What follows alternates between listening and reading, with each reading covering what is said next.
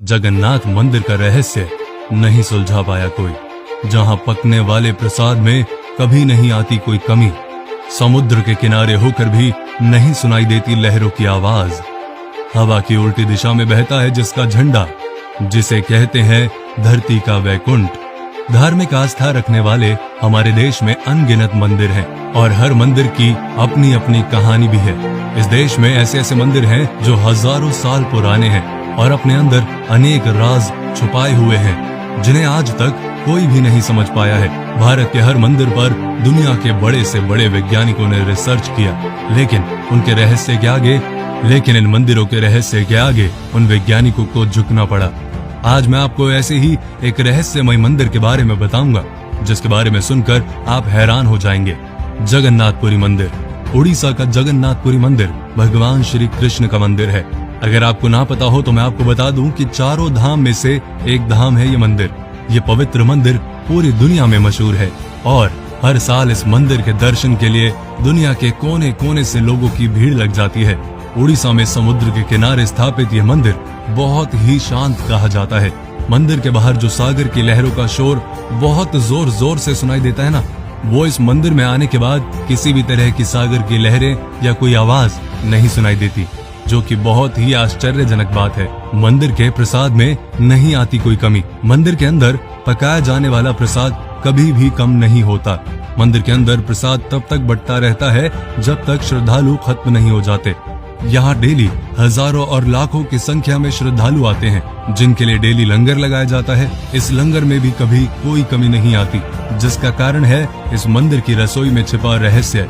दरअसल इस मंदिर में प्रसाद पकाने के लिए 7 किस्म के बर्तनों को एक साथ पकाने के लिए रखा जाता है, लेकिन हैरान करने वाली बात यह है कि इसमें सबसे ऊपर रखे हुए बर्तन में प्रसाद सबसे पहले पकता है, फिर उसके नीचे रखे बर्तन में। भगवान को चढ़ाने वाला महाप्रसाद को बनाने के लिए 500 रसोइये, 300 उनके सहायक यानी 800 लोग काम करते हैं। शिखर का झंडा बहता है उल्टी दिशा में। जगन्नाथ मंदिर एक लौता ऐसा मंदिर है जिसके शिखर पर लगे झंडे को डेली बदल दिया जाता है। इस मंदिर की यह मान्यता है कि यदि एक दिन भी इसका झंडा नहीं बदला जाएगा तो यह मंदिर 18 साल के लिए बंद हो जाएगा। इसीलिए मंदिर का पुजारी डेली इस झंडे को इतनी ऊंचाई पर चढ़कर बदल देता है। लेकिन सबसे हैरान कर देने वाली बात जानते हैं आप क्या है? कि यह झंडा हमेशा आने वाली हवा के विपरीत दिशा में बहता है, जिसका रहस्य आज तक किसी को नहीं पता लग पाया।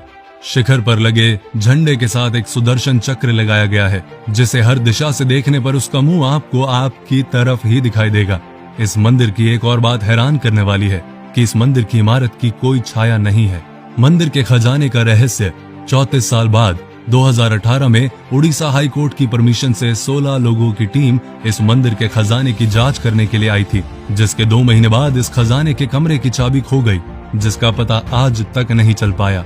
जांच करने वाली टीम ने रतन भंडार के रक्षक की मूर्ति की शपथ लेकर जांच शुरू की थी कि वहां की किसी वस्तु को और खजाने को वो हाथ नहीं लगाएंगे। उनका काम केवल सुरक्षा की जांच करना था। इस मंदिर के बारे में ये भी कहा जाता है कि इस मंदिर का निर्माण 7वीं सदी में किया गया था। अब तक ये मंदिर 3 बार टूट चुका है। 1174 ईस्वी में इस मंदिर को दोबारा अनंग भीमदेव ने बनाया था।